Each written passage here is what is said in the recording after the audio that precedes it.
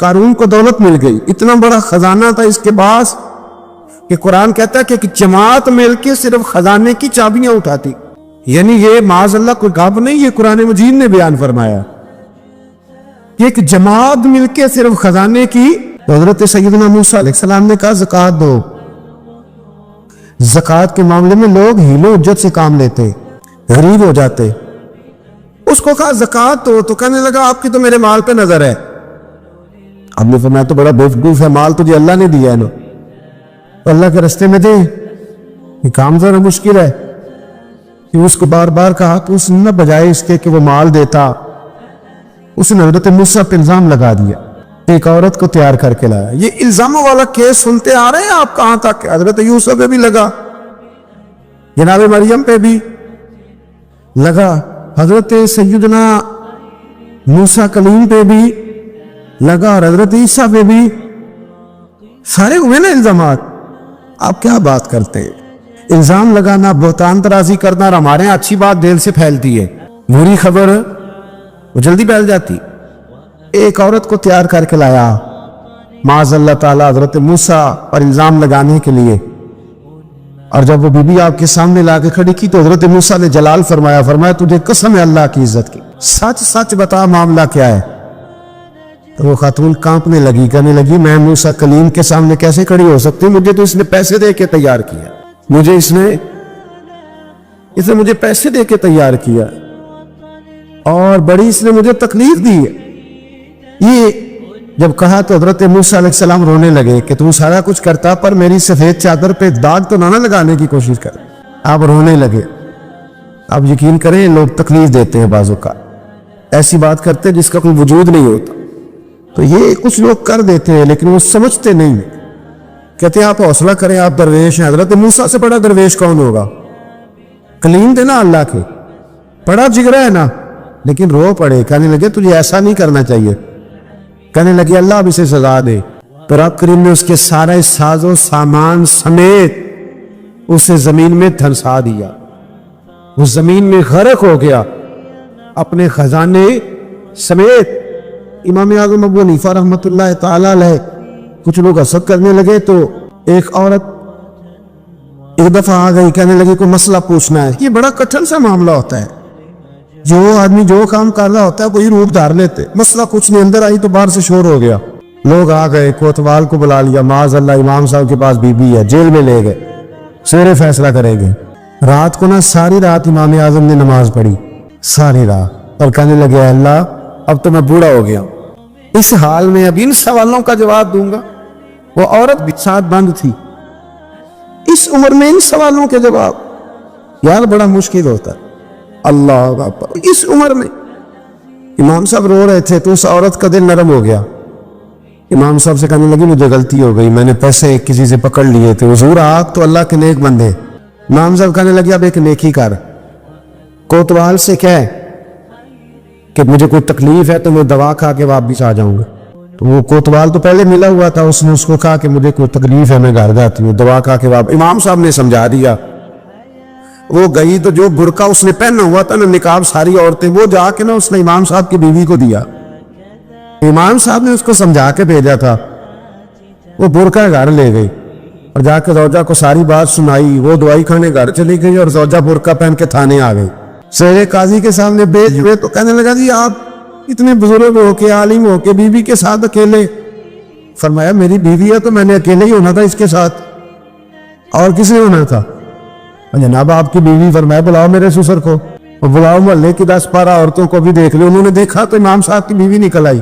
وہ جتنے تھے نا الزام لگانے والے وہ اب غور سے دیکھ رہے تھے. تو ایک کہنے لگا امام صاحب سے یہ کیا ہوا؟ فرمایا قرآن ہے وَتُعِزُّ مَن تَشَاءُ وَتُذِلُّ مَن تَشَاءُ. یہ قرآن ہے, ہونا کیا تھا, رب نے اپنا وعدہ سچا کر کے دکھایا ہے. تو اس نے بھی الزام لگایا. پھر سزا یہ ملی کہ وہ ہمیشہ کے لیے زمین میں دھنستا. دولت کون دیتا ہے؟ اللہ دیتا ہے نا. تو اگر اللہ کہے تھوڑی سی واپس بھی کرو, بندیاں نے خرچے بات جان دے دے, تھوڑی سی واپس مانگ لے تو ہاتھ تنگ ہو جاتا ہے. ایک خاتون نے ایک دفعہ مجھے پیغام دیا تو میں بڑی اس کی بات سن کے مجھے عجیب لگا. وہ کہنے لگی کہ دوسری جگہ میری شادی ہوئی ہے, مجھے طلاق ہو گئی تھی. تو مجھے ایک تانا روز سننے کو ملتا ہے تو اتنی اچھی ہوتی تو وہاں نہ رہ لیتی. تو بھئی یہ کو تانے والی بات ہے. کو ضروری ہے کہ بیوی غلط ہوتی ہے تو طلاق ہوتی ہے؟ اللہ کے محبوب علیہ السلام کی 2 صاحبزادیوں کو ابو لہب کے 2 بیٹوں نے طلاق بھیج دی تھی. کس کی غلطی تھی؟ تو آپ کیا کہہ سکتے ہیں یہاں کیوں طلاق؟ تو اتنی جلدی بات تھوڑی کر دیں گے آپ. تھوڑی احتیاط فرمائیں بولنے. حضرت عبداللہ ابن عباس فرماتے ہیں میرے نبی پاک علیہ السلام نے میری تربیت فرمائی اور محبوب پاک علیہ السلام نے فرمایا عبداللہ یاد رکھنا، یہ نوجوان دوست میری بات لکھ لیں، پریشان لوگ میری بات لکھ لیں، جن کے پاس قوت فیصلہ نہیں وہ اس بات کو لکھ لیں. حضرت عبداللہ ابن عباس فرماتے ہیں میرے نبی پاک علیہ السلام نے مجھ سے فرمایا تھا عبداللہ سن، اگر ساری دنیا مل کے تیرا کوئی نفع کرنا چاہے کر نہیں سکتی جب تک میرے رب کی رضا نہ ہو. اور فرمایا ساری دنیا مل کے تیرا کچھ بگاڑنا چاہے تو عبداللہ بگاڑ نہیں سکتی جب تک رب کریم کی حکمت کا تقاضا نہ ہو. لوگوں سے ڈرنا، لوگوں کی طرف دیکھنا، ماحول دیکھ کے اپنے راہ کا تعین کرنا، ہر بندے کے خیالات کے مطابق ڈھلنے کی کوشش کرنا، فلانا نہ ناراض ہو جائے، فلانا نہ ناراض ہو جائے، وہ جس نے ہونا ہو جائے، بس رب رسول ناراض نہ ہو. اپنی زندگی میں اپنے مالک کو مولا جان کے بل اللہ مولاکم، اللہ تمہارا مولا ہے، وَهُوَ خَيْرُ النَّاصِرِينَ، وہ بہترین مددگار ہے. توجہ جب بھی کریں رب کی جانب کریں. اپنے دل کا قبلہ درست رکھیں، سوچوں کے زاویے سیدھے رکھیں. میرے بھائی مالک جب بندوبست کر دے نا، جب مالک بندوبست کرتے پھر ایسا بندوبست کرتا ہے کہ لوگوں کے پاس نا چارہ نہیں رہتا. حضرت مریم رضی اللہ تعالی عنہا پاک باز تھی، مسجد میں رہی تھی، پر مالک کی حکمت کے تقاضے بڑے عجیب ہیں نا. پھر جناب مریم کو اللہ تعالیٰ نے بغیر شوہر کی اولاد عطا کر دی. یہ بات ہی ایسی تھی. کسی نے کہا تھا کہ مخلوق تو فنکار ہے اس درجہ کے پل بھر میں سنگے در کعبہ سے بھی اصنام تراشے. تم کون ہو کیا چیز ہے داغے کبابی، لوگوں نے تو مریم پہ بھی الزام تراشے. تو لوگوں نے کہا کدھر سے لے آئی بچہ، تیرا باپ تو ایسا نہیں تھا، کہاں سے لے آئی؟ اللہ کرے میں آپ کو سمجھا سکوں، ذرا اپنے آپ کو وہاں کھڑا کریں کہ ایک پاک باز عورت، پاک باپ کی بیٹی، طیب ماں کی بیٹی اور اللہ کے گھر میں پرورش پانے والی خاتون، ایک وہ وقت اور ایک یہ وقت کہ اس عورت کو کٹہرے میں کھڑا کر کے پوچھا جا رہا ہے کہ معاذ اللہ تیری گود میں بچہ جائز نہیں ہے، کہاں سے لائی ہے؟ اب خود سے صفائیاں بندہ کتنی کو دے، کتنی کو وضاحتیں کرے. اور میں نے تو اپنی زندگی میں دیکھا ہے زیادہ وضاحت دینے والے کو بھی لوگ جھوٹا سمجھنے لگ جاتے ہیں. زیادہ وضاحت دینے پر بھی لوگ کمزوری کا اظہار سمجھتے ہیں کہ کمزور پڑ گئے. آپ صلح کی کوشش کرتے ہیں، سامنے والا بزدل سمجھ لیتا ہے. زیادہ وضاحتیں بھی کمزور کر دیتی ہیں. اب حضرت مریم کو کٹہرے میں کھڑا کر کے کہا بچہ کس کا ہے؟ تو پھر خدا بندوبست جب کرے، اللہ جب مددگار ہو، تو پھر حضرت مریم کی گواہی درختوں سے نہیں دلوائی، اس نے پتوں سے نہیں دلوائی، پھر فرشتے نہیں بھیجے. حضرت مریم کہنے لگی مجھ سے نہ پوچھو، وہ جو پنگوڑے میں ہے اسی سے پوچھ لو، ان سے پوچھو نا، وہ کون ہے پوچھ لو، ان سے کر لو سوال. انہوں نے کہا پنگوڑے میں چند دنوں کا بچہ، یہ جواب دے گا؟ مددگار تھا رب.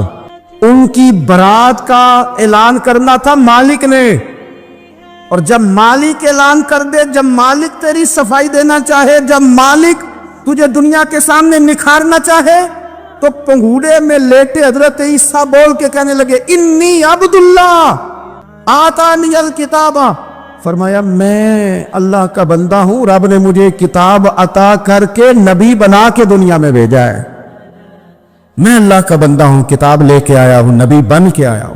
پھر پنگوڑے سے اعلان ہو گیا، پھر بچہ بول پڑا. اور یہ ایک دفعہ نہیں بات ہوئی، یہ بنی اسرائیل میں ایک جریج نام کے شخص بھی تھے جو نماز پڑھ رہے تھے. بعض نے لکھا ہے نفل نماز تھی، اماں نے پکارا تو آئے نہیں، تو ماں کے منہ سے نکل گیا تو اتنی دیر تک مرے گا نہیں جب تک کسی بے حیا عورت کا منہ نہ دیکھ لے. تو وہ عبادت گزار تھے، لیکن لوگوں نے ان کی عبادت، ریاضت، پرہیزگاری کو نہیں دیکھا، بس ایک عورت کو بھیج کے الزام لگوا دیا. وہ عورت آیا جایا کرتی تھی، اب آ جاتی ہیں عورتیں. مسئلہ پوچھنے کے لیے سے بھی آ جاتی ہیں. ماحول میں کچھ جگہ ایسی بھی ہیں جہاں عورتیں دم کرانے کے بہانے آ جاتی ہیں. وہ خاتون آتی جاتی تھی اس خانقاہ پہ, آستانے پہ, یہ بخاری میں موجود ہے. پھر اس نے کہا میری گود میں جو بچہ ہے یہ انہی کا ہے. مجھے بتائے کیسے بندہ وضاحت دے. حالات خراب ہو گئے, لوگ کٹیا جلانے لگے, ماحول اور طرح کا بن گیا. میرے نبی پاک علیہ الصلوۃ والسلام فرماتے ہیں پھر اس رب کے بندے نے کہا مالک تو کریم ہے, تیری مشیت کا تقاضا آیا جو میری ماں نے جملے بولے تھے, اور اب میں وضاحت دینے کے قابل نہیں رہا, اب تو ہی کرم کرے گا تو دروازہ کھلے گا. تو وہ چند دنوں کا بچہ پنگوڑے میں بول کے کہنے لگا میں اس درویش کا نہیں, میں تو فلانے چرواہے کا بچہ ہوں, وہ جو بکریاں چراتا ہے. رب کی مدد کو پکاریں, اپنے ساتھ اپنے مالک کی مدد کو شامل کریں, تھوڑے رزق پر بھی گزارا اچھا ہونے لگ جائے گا. سارے لوگ آپ کو گرانے کی تدبیریں کر رہے ہوں گے اور مالک آپ کو عزتیں عطا فرما دے گا. اس کی بارگاہ سے حکمت کا تقاضا اور ہو جائے گا. ہم نے ساری زندگی لوگوں کو راضی کرنے میں گزار دی, ساری زندگی بڑھاپا آ گیا بچوں کو پالتے, اور بچوں نے آخری عمر میں کہہ دیا ابا اگر کوئی ڈھب کا کام کر لیتے تو آج ہمارے دن بھی پھر نہ جاتے. ساری زندگی گزار دی بہن بھائیوں کو راضی کرنے میں, ساری زندگی گزار دی ذمہ داریاں اٹھانے میں. ان کو 99 دفعہ دیا, ایک دفعہ نہیں دیا تو انہوں نے کہہ دیا تو نے تو کبھی دیا ہی نہیں, تو تھا ہی نہیں. ساری زندگی محلے داروں علاقے والوں کو راضی کرنے میں گزار دی. اور میں نے ایسے لوگ بھی دیکھے دین کے لیے وقت گزارا, لیکن جب بڑھاپے میں دانت کام نہ کرتے تھے تو وقت کے مفتیوں کو بھی مسجدوں کی کمیٹیوں نے کہہ دیا اب آپ کی سمجھ نہیں آتی, ہم نے خطیب کو یور رکھنا ہے, نہ دیکھو دنیا کی طرف, دنیا رلا دیتی ہے, نہ راضی کرو بندوں کو, بندے تھکا دیتے, نہ پیچھے بھاگو ہر وقت دنیا داروں کے, یہ انسان کو کمزور کر دیتے ہیں. وہ تو کریم ہی بڑا ہے, 2 آنسو زمین پر بعد میں گرتے ہیں, بندے کے گناہ سارے پہلے معاف فرما دیتا ہے. اللہ کی مدد کا حصول, اپنے مالک کی مدد کی طرف بڑھنا. آپ کو بدر کی جنگ بھی یہی درس دے گی, آپ کو احد کا میدان بھی یہی سبق دے گا, فتح مکہ بھی یہی سبق دے گا. میرے دوستو, جب رب مدد فرمائے, جب اللہ مددگار بنے. دوستوں سے ایک بات اکثر کرتا ہوں, میں کہتا ہوں کہ جتنے درد سے آپ امیر کو اپنی کہانی سناتے ہیں نا, اور جس طرح آپ کے آنسو بات کرنے سے پہلے گر جاتے ہیں کہ غریب ہیں, بچیاں ہیں, کاروبار میں, او میرے سنگیو, اس سے آدھے آنسو اپنے رب کی بارگاہ میں بکھیرو, اس کے حضور عرض گزار ہو جاؤ, اس سے طلب کرو. ایک وقت انسان پر زندگی میں ایسا آتا ہے کہ اسے یوں محسوس ہوتا ہے کہ میرا سایہ بھی ذرا سا پیچھے ہٹ گیا ہے. اسے یوں لگتا ہے کہ میں کسی سہارے پہ ہاتھ ڈالتا ہوں تو وہ بھاگ جاتا ہے مجھ سے. لیکن مالک کی بارگاہ ایسی عظیم بارگاہ ہے, رب رسول کے آستانے اتنے بڑے ہیں کہ آپ جب وہاں کشکول طلب دراز کرتے ہیں تو جھولی پھیلانے میں دیر لگتی ہے, ان کو بھرنے میں تو کوئی دیر نہیں لگتی. ہم نے اپنا سوچ کا قبلہ ہی دنیا کو بنا لیا ہے.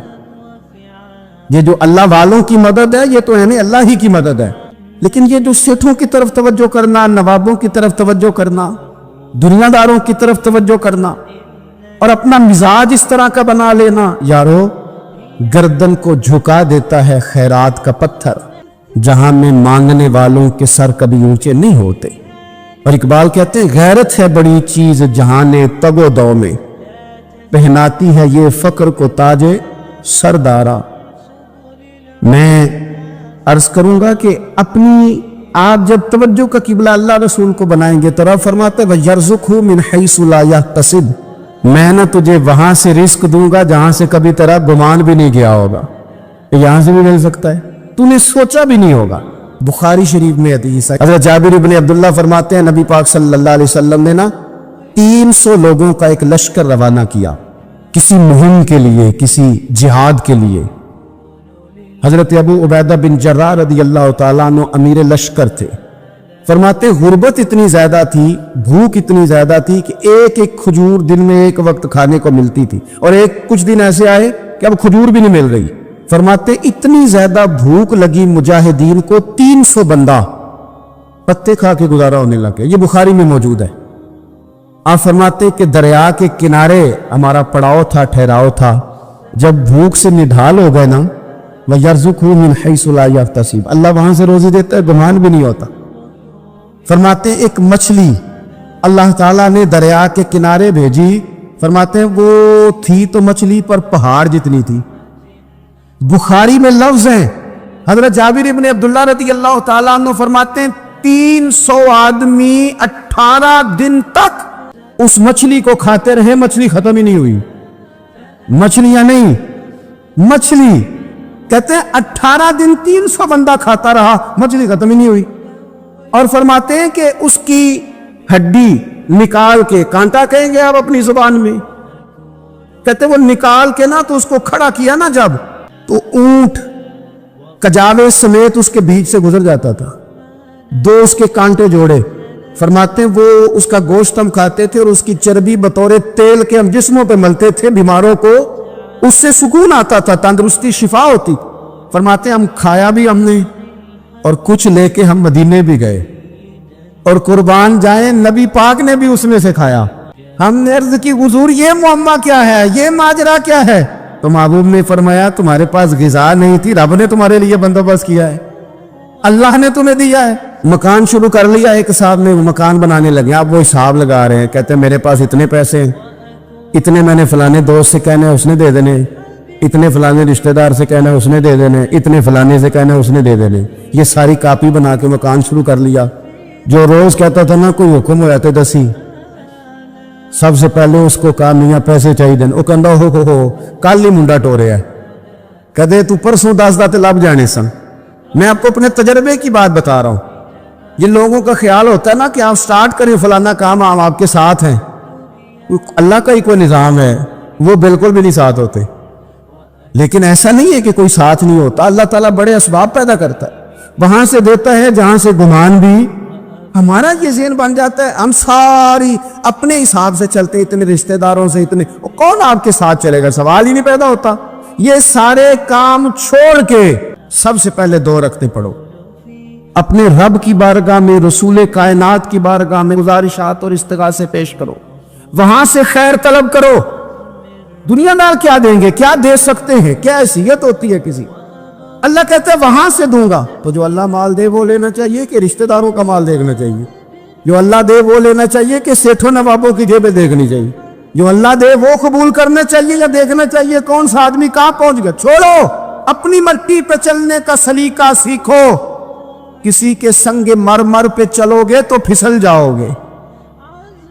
مدد اللہ سے چاہے، اپنی توجہات کا مرکز رب رسول کی ذات پہ بنائے، پھر آپ محسوس کریں گے کہ بڑی جلدی اللہ تعالیٰ کی مدد آنے لگی ہے۔ کبھی آپ صرف کہہ دیں نا میرا رب میرے ساتھ ہے، اس لفظ میں اتنی طاقت ہے کہ دشمن ویسے زہر ہو جاتا ہے۔ زندگی میں کسی سے بھی لڑائی ہو، اچھی طرح سوچ لیں کہ اللہ اس طرف ہے یا اس طرف ہے۔ اگر آپ زیادتی پہ ہیں تو پھر رب مظلوم کی جانب ہے۔ اگر اللہ کی مدد آپ کے ساتھ ہے تو دنیا کی کوئی طاقت آپ کو گرا نہیں سکتی۔ اور اگر آپ مظلوم کے مقابلے میں ظالم بن کے آپ کھڑے ہو گئے ہیں اور آپ نے رویہ وہ اختیار کیا ہے کہ جس میں مدد نہیں آئے گی، تو پھر یاد رکھ لیں کہ آپ کوئی بھی ہیں، کہاں بھی ہیں، آپ کمزور ہیں۔ طاقتور تھے ابتدائے اسلام میں، ظاہری طاقت تھی کفار مکہ کے پاس، وہ ڈنڈوں سے مارتے تھے غریبوں کو، ان کے ہاتھوں میں ڈنڈے تھے، پر خدائی طاقت ان مظلوموں کے ساتھ تھی۔ صاحب زرقانی نے لکھا ہے حضرت زنیرہ رضی اللہ تعالیٰ عنہ ایک لونڈی ہے، غریب ہے، ماڑے دا کی کام محمد نس جانا یا رونا، غریب سادی بی بی اور لونڈی کنیزہ، ایک مشرک کی کنیزہ تھی، انہوں نے کلمہ پڑھ لیا، وہ ڈنڈوں سے مارتا، دروں سے مارتا، تکلیف دیتا۔ حضرت زنیرہ رضی اللہ تعالیٰ عنہ کو اتنا مارا، اتنا مارا۔ اب آپ ایک اور پہلو پر بھی غور کریں، مار بھی پڑ رہی ہے پر خدا ادھر ہی ہے، اللہ کی مدد ادھر ہی ہے۔ رب کہتا ہے کہ پہلے تو صبر کرنا، ان اللہ مع الصابرین، تو صبر کرے گا تو پھر رب کی معیت ملے گی، ذرا ٹھہرنا، تو تھوڑا ڈٹنا۔ ان الذین قالوا ربنا اللہ ثم استقاموا تتنزل علیہم الملائکہ، تو کہے اللہ میرا رب ہے، پھر تو پہلے ڈٹ، पहले तूने डटना है। सुम्मस्तकामु, जो डट गया, ततनज़्ज़लु अलैहिमुल मलाइका, डटने वाले के लिए मदद आती। पहले थोड़ा ठहरना पड़ता है, पहले थोड़ा सब्र करना पड़ता है, हौसला करना पड़ता, उसके बाद मदद आती। मार पड़ रही है, मारा जा रहा है। हजरत जुनैरा को उनका मालिक जो है ज़ाहिरी आका, वो मार रहा है। ये कनीज़ा है, इतना मारा, उनकी बिनाई चली गई, नजर आना बंद हो गया। अबू जहल आया और कहने लगा, जुनैरा देखा ना, हमारे बुत तेरी आंखें ले गए, माज़अल्लाह, लातो मनात हमारे बुतों ने तुझे अंधा कर दिया। अब ऐसा नहीं है कि बीबी रोती जा रही है, मायूसी, माज़अल्लाह, परेशानी, गरीबी बड़ी है, पूछने वाला कोई नहीं, ये बातें नहीं। क्या जुमले हैं खातून के, क्या लफ्ज हैं। अबू जाल ने तंजिया कहा, माज़अल्लाह, कहने लगा देखा ना, हमारे बुतों ने तुझे अंधा कर दिया।